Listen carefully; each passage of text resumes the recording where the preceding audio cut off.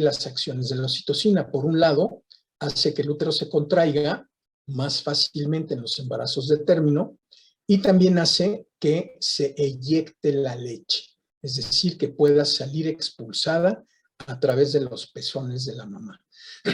Estas son las dos principales acciones de la oxitocina que a nosotros nos interesan más. Tiene muchas otras, pero estas son las dos principales. Ahora, ¿qué características tiene la oxitocina? Que su vida media es corta, ¿verdad? Dura entre 1 y 6 minutos. Por lo tanto, no podemos darle a una paciente que está en trabajo de parto y que puede durar horas en trabajo de parto, pues no le podemos dar tabletas de oxitocina, ¿verdad? Porque pues se las tendríamos que dar de una manera muy frecuente. Entonces, lo que hacemos es poner oxitocina en una solución, en un suero. Y de esta manera nosotros podemos estar pasando continuamente la oxitocina a través del suero, sin tenerle que estar dando dosis cada 6 minutos.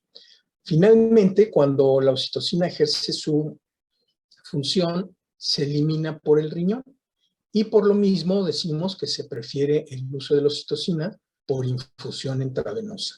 Ya cuando ustedes lleguen a los hospitales, pues van a ver y tener que aprender a hacer las diluciones del suero con la oxitocina.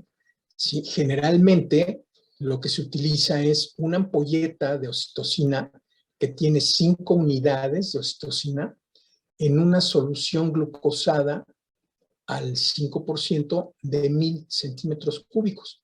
De este modo queda la oxitocina bien diluida y podemos irle administrando la dosis que nosotros queramos continuamente. Ya para que ustedes hagan esas cuentas de cuántas miliunidades le están pasando, pues ya lo van a ver en los hospitales.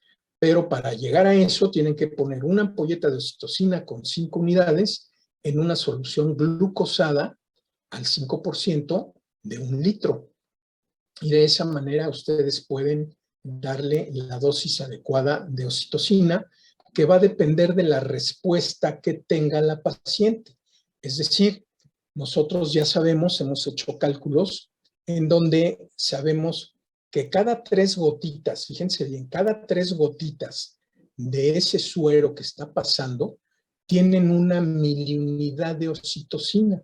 Entonces, si nosotros le ponemos un suero y la ponemos a 3 gotas por minuto, quiere decir que a esa paciente le estamos pasando una miliunidad de oxitocina en 1 minuto.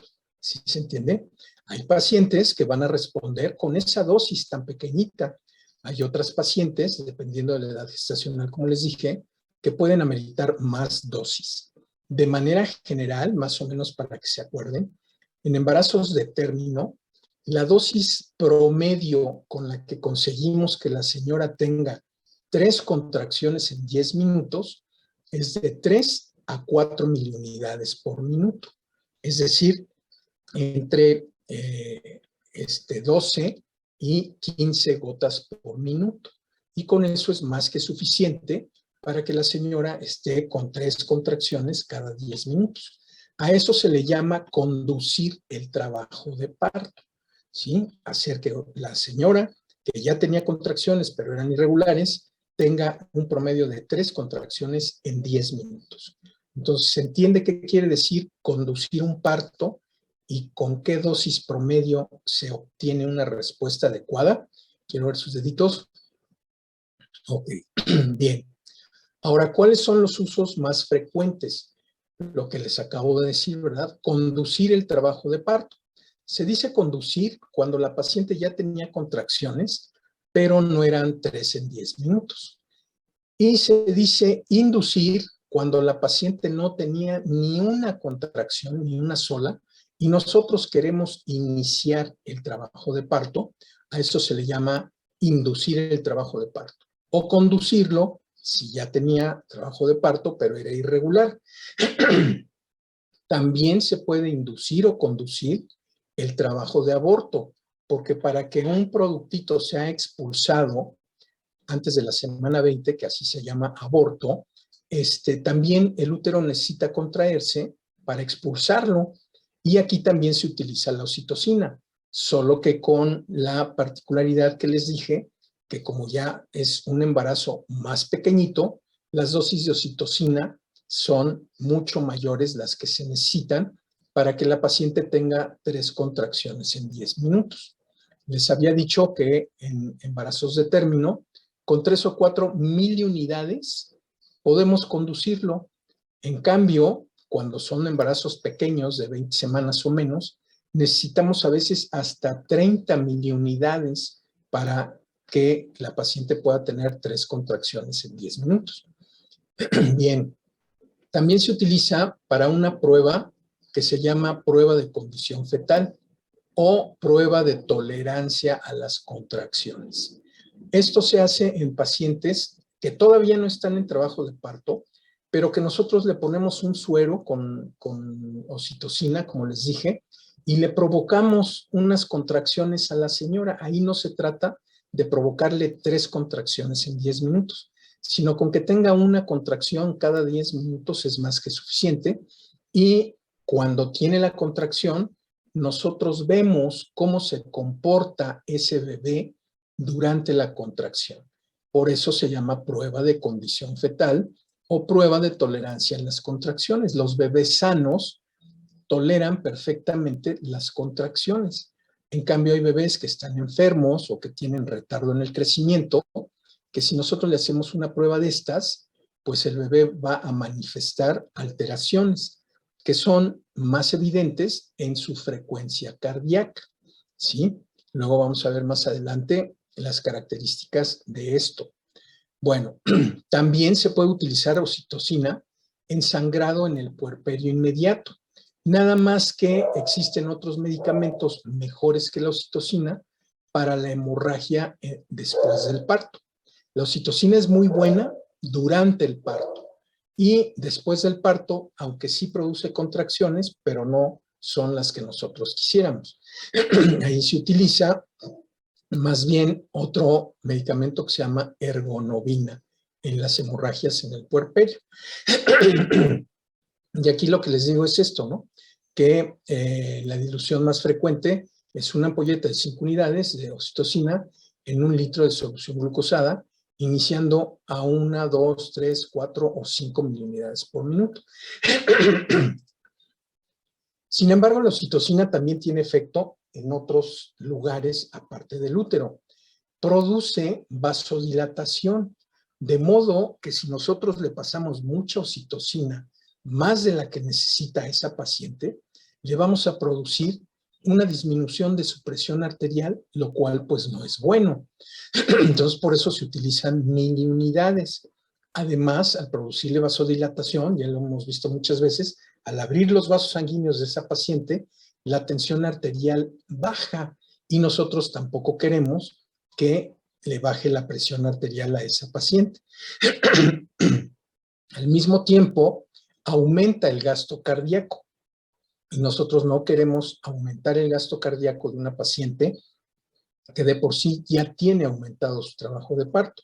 Entonces la oxitocina nos sirve mucho para las contracciones, pero hay que vigilar muy bien que no se nos pase la dosis porque podemos tener todos estos efectos a nivel cardiovascular.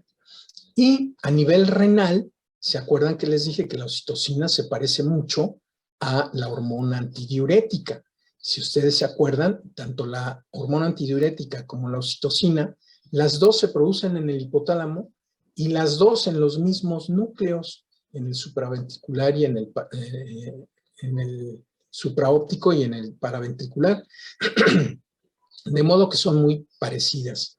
Entonces, a veces, cuando se nos pasa de la mano de la oxitocina, el cuerpo puede confundirla con hormona antidiurética y por lo tanto esas pacientes no orinan y se intoxican con agua, así se llama, intoxicación hídrica por oxitocina, y es una condición muy grave porque puede provocar convulsiones. Y todo esto es porque se parece mucho a la hormona antidiurética. Los efectos indeseables de la oxitocina generalmente se presentan cuando nos estamos pasando de la dosis terapéutica. Y Estas complicaciones o estos efectos indeseables puede ser que se nos pase la mano y en lugar de tener 3 contracciones en 10 minutos, aumente por arriba de 5 contracciones en 10 minutos, lo cual se llama hiperactividad uterina. Y cuando tiene 5 contracciones en 10 minutos una paciente, por más sanito que esté ese bebé, pues le van a empezar a afectar tantas contracciones. Ahora imagínense un bebé con una baja reserva fetal o con un retardo en el crecimiento, con 5 contracciones cada 10 minutos, seguramente va a tener sufrimiento fetal agudo que se abrevia así, miren, SFA. Además, el útero no alcanza a regresar a su tono antes de otra nueva contracción y siempre tiene el tono aumentado. Puede haber hipotensión arterial severa, por lo que ya les dije, y puede llegar incluso a haber fibrilación auricular con el uso inadecuado de la oxitocina. Y a los bebés les produce hiperbilirrubinemia neonatal, es decir, nacen muy amarillitos. De por sí los bebés tienen cierto tinte amarillento que se llama el tinte ictérico cuando nacen, porque recuerden que apenas están el hígado empezando a funcionar adecuadamente y es el que elimina la bilirrubina. Entonces, cuando están recién nacidos, le cuesta trabajo eliminar la bilirrubina y se ponen amarillitos. Bueno, pues si nos pasamos la mano durante el parto con la oxitocina, van a nacer más amarillitos y va a costar mucho más trabajo quitarle, dejen el color, sino disminuirle la bilirrubina. Y la intoxicación hídrica es la más grave de todos estos efectos indeseables. Entonces vean cómo es un medicamento que van a utilizar muchísimo, pero que tienen que cuidar mucho su dosis para que no se presenten todas estas complicaciones. Aquí tenemos, son las ampolletas de oxitocina que hay en los hospitales, de 1 mililitro o de 10 mililitros, y de aquí se saca para el suero. ¿Tienen alguna duda de lo que vimos de la oxitocina? Quiero ver sus deditos. ¿No? Bueno. Ahora vamos a pasar a otro medicamento que se llama ergonovina. La ergonovina es un medicamento que se extrae del cornezuelo de centeno, que su nombre técnico es Claviceps purpurea, ¿no? Entonces, de aquí sale la ergonovina, de este vegetal.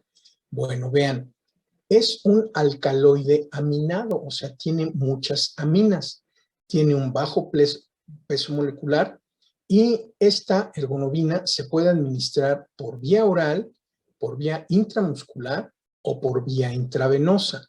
¿De qué va a depender cuál sea la vía que la administremos? Pues va a depender de lo rápido que queremos que haga efecto.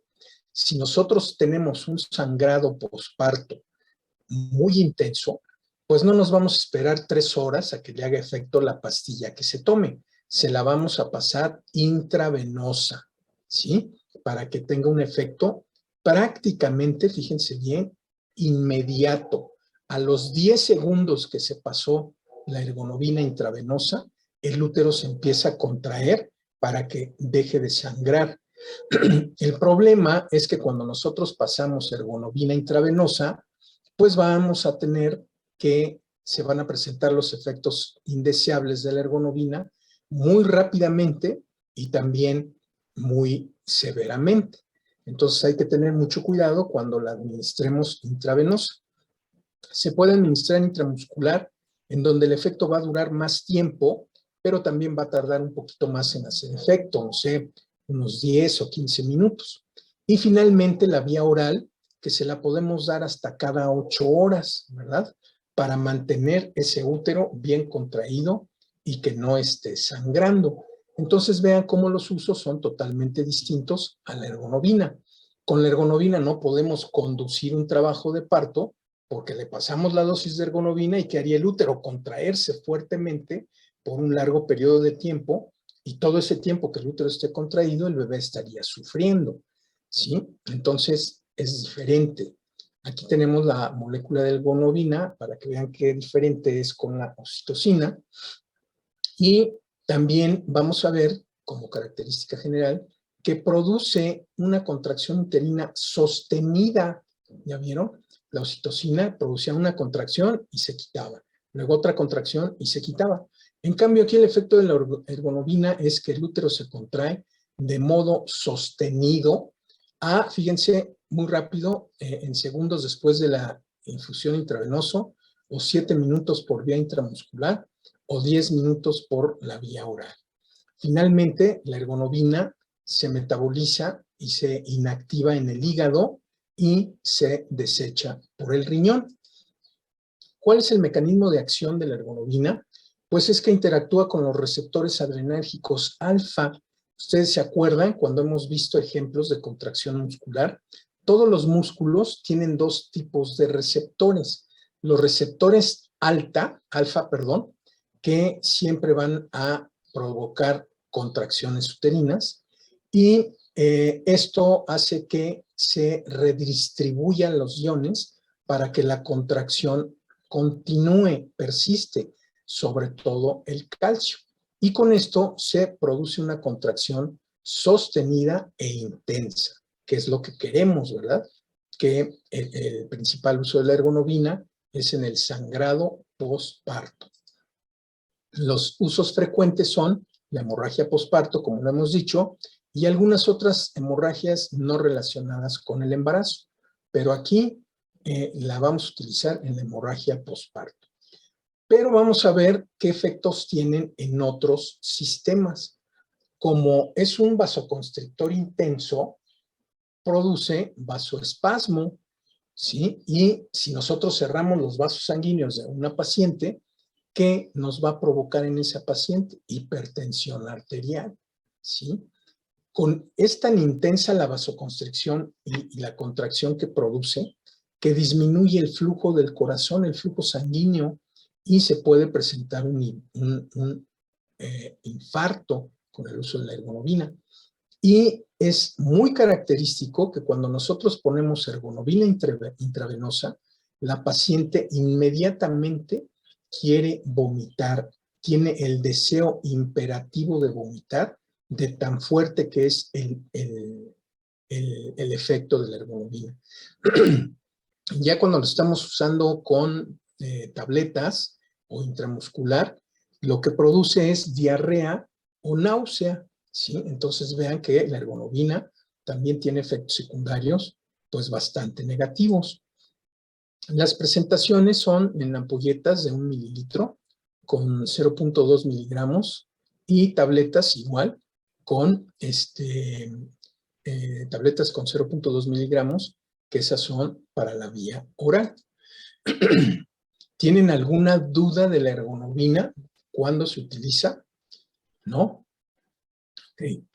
Bueno, entonces, vean, todos estos medicamentos que estamos viendo, ¿cuál es su efecto? Producir una contracción uterina, ¿verdad? Ahora vamos a ver otros medicamentos que también producen contracciones, que son las prostaglandinas.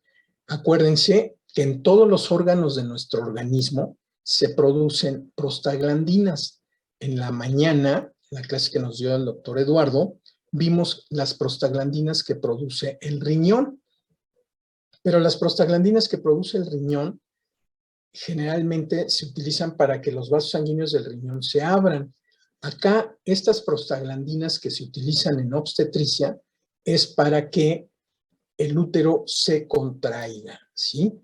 Ahora, ya habíamos visto que el origen común de las prostaglandinas es el ácido araquidónico, y también de aquí se originan los leucotrienos y los tromboxanos, como también vimos en la mañana.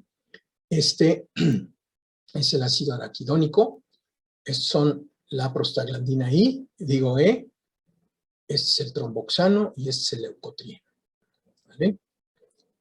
Seguimos con las prostaglandinas, todas tienen 20 carbones o 20 carbonos, ¿sí? Las más importantes, ya se las saben, es casi todo el abecedario, A, B, C, D, E, F, G, H, I, son muchas y todavía se están encontrando otras nuevas. En obstetricia, las más importantes son la prostaglandina E2 y la prostaglandina F2 alfa. Las dos producen vasodilatación, o sea, abren los vasos sanguíneos y estimulan la contracción uterina. De las dos prostaglandinas que producen contracciones uterinas, la F2 es la más potente y además también se utiliza para destruir al cuerpo amarillo. Eso es porque luego vamos a ver, bueno, ya no se ve aquí, ya es una optativa, una materia optativa, en donde ustedes pueden ver en planificación familiar que a veces se utilizan estas prostaglandinas para destruir el cuerpo amarillo durante el embarazo pequeño y al destruirse el cuerpo amarillo, pues ya no se producen progesterona ni estrógenos y termina por abortarse ese productito, ¿sí? Entonces, bueno, eso es lo que hacen en estas clínicas que ahora ya están permitidas ahí en la Ciudad de México, ¿no? Entonces, de todas las prostaglandinas, la E2 y la F2 alfa son las que producen contracciones uterinas. Aquí tenemos, miren cómo son, sus fórmulas son muy, muy parecidas, ¿sí? Y nada más que esta se llama, la prostaglandina E2 es el Prepidil y la E1 es el Cytotec. Bueno, bien.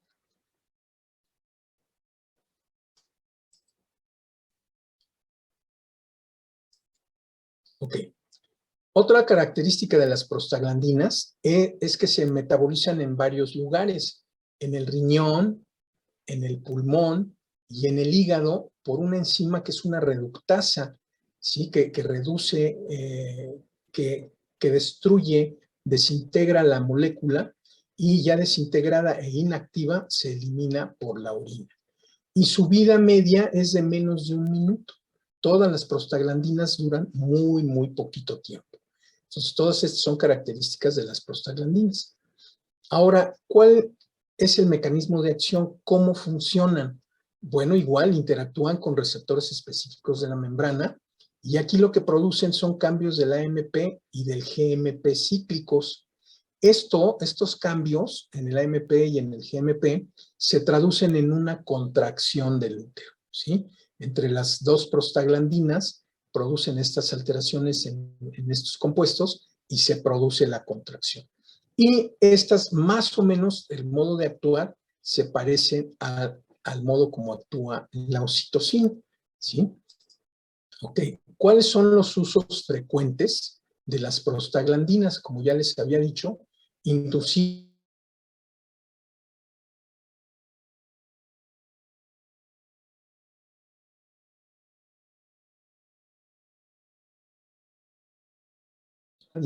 abortos. Bien, generalmente se utilizan las dos prostaglandinas que ya vimos, más la F2. Se utilizan, pueden ser por vía local en forma de gel para tener menos efectos secundarios como náusea, vómito, diarrea, etcétera. Y se utilizan para reblandecer el cérvix para que se empiece a dilatar y por lo tanto ese producto se pueda salir. Entonces, el uso de las prostaglandinas generalmente es para inducir abortos del primero y segundo trimestre. ¿Tienen alguna duda de las prostaglandinas y para qué se usan en obstetricia? Quiero ver sus deditos, si es no. Ok. Bueno, ahora vamos a ver otro grupo de medicamentos que hacen lo contrario de los 3 que acabamos de ver. Estos se llaman uteroinhibidores y como su nombre lo dice, inhiben las contracciones uterinas de una forma o de otra, pero el resultado es que inhiben las contracciones uterinas. Dentro de las características generales son aminas, es una molécula aminada, simpático-mimética, pero ahora estimulan a los receptores beta. ¿Se acuerdan cuál era la característica común de los otros 3 que vimos? Que estimulaban a los receptores alfa, ¿sí? Estamos hablando del mismo músculo del útero, pero el músculo del útero, cada fibra muscular, tiene un receptor alfa y un receptor beta. Si se estimulan los alfa, se produce una contracción. Y si se estimulan los betas, se produce una relajación. Por lo tanto, estos medicamentos estimulan los receptores beta y por eso también se les llama betamiméticos, porque mimetizan el efecto beta. En el endometrio, como habíamos dicho, hay dos tipos de receptores adrenérgicos, los alfa y los beta. La alfa produce contractilidad uterina y la beta, relajación uterina. La estimulación beta disminuye la contractilidad uterina y los más usados, fíjense, es la orsiprenalina, el salbutamol, la terbutalina y la ixosuprina. De todos estos medicamentos, el que más se conoce es el salbutamol. ¿Sí? Todos ustedes conocen a alguna persona que tiene asma, ¿sí? Y ya es que los asmáticos tienen que llevar en su bolsa siempre un spray chiquito de salbutamol, que cuando les da la crisis asmática, que se les cierran los bronquios, se ponen el spray y lo inhalan, y esto hace que los bronquios se vuelvan a dilatar y puedan permitir el paso de aire. Bueno, al mismo tiempo el salbutamol produce uteroinhibición. Se pueden administrar por vía oral o parenteral o por vía bronquial, como lo acabo de decir con el salbutamol. Vean la molécula de la orsiprenalina, vean la del salbutamol, como es parecida, ¿verdad? Orsiprenalina, salbutamol. ¿Y cuál es su mecanismo de acción? Ya lo dijimos, estimulan los receptores beta del miometrio. ¿Cuáles son las principales indicaciones de estos medicamentos?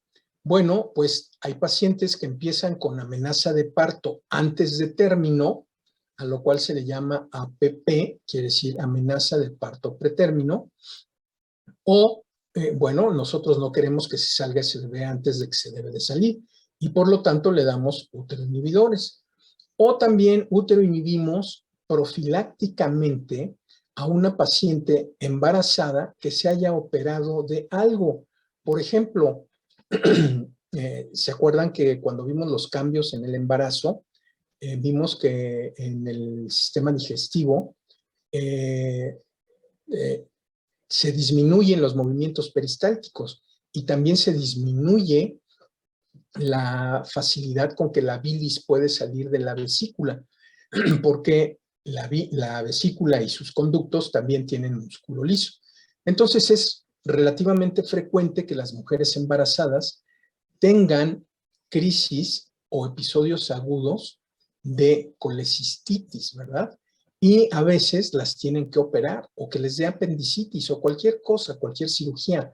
Una embarazada, pues se puede operar de cualquier cosa, ¿no? Igual que una no embarazada. Entonces, como una cirugía es un trauma quirúrgico, a veces el útero responde a este trauma. La operaron de la vesícula, nada tiene que ver la vesícula con el hígado, pero el puro trauma quirúrgico hace que el útero empiece con contracciones uterinas.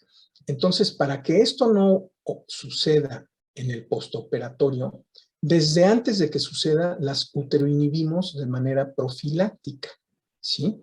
Para que no vayan a tener una amenaza de parto pretérmino.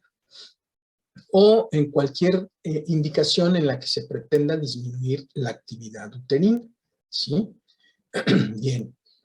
Sin embargo, también tiene efectos secundarios negativos, ¿sí? ¿Cuáles son estos efectos secundarios? Taquicardia. Este efecto es uno de los más frecuentes y puede ser muy intenso. Imagínense que nuestra frecuencia cardíaca normal está entre 70 y 75 latidos por minuto. Bueno, pues estos medicamentos pueden provocarnos taquicardias de más de 110 latidos por minuto. ¿Sí? Esto lo percibe el paciente como palpitaciones. ¿Sí? El paciente dice, siento que me palpita el pecho, ¿no? Porque está latiendo su corazón rapidísimo y eso es muy molesto, ¿no? Además, sienten que les falta el aire con estas palpitaciones. Bueno, pues es el principal efecto secundario de todos los uteroinhibidores. Y esto sucede porque los uteroinhibidores, ya dijimos, producen relajación del músculo liso y por lo tanto también se puede presentar una disminución de la tensión arterial. con lo que se presentaría también un aumento del gasto cardíaco. Por lo tanto, estos medicamentos deben de ser usados de manera muy, muy cuidadosa en pacientes que tienen cardiopatías, ¿sí? Para que no se descompense. Y con esto